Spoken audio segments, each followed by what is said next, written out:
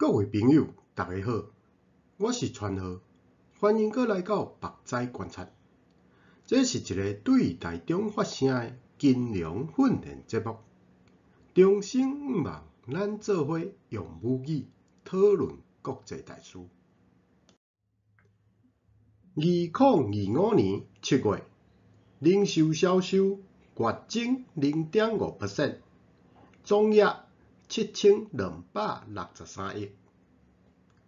根据美国商务部拜五8月15日公布的数据，7月零售销售月增 0.5%， 而且顶个月上收指增长 0.9%， 显示消费者伫小热夏季的表现也阁诚稳健。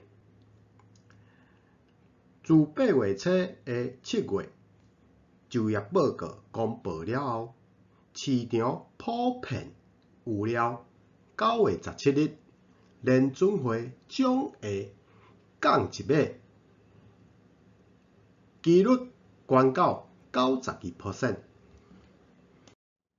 2025年7月，美国零售销售总额7263亿，小连续2个月大反弹，直接冲破3月的高点7230亿。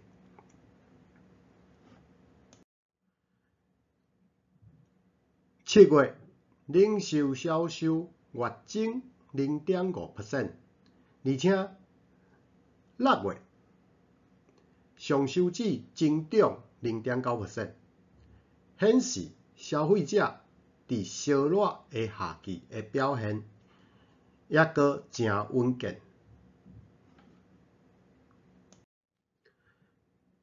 自8月初的7月就业报告公布了后，市场普遍预料9月17日联准会将会降一码，也就是对即卖的 4.50% 降到 4.25%。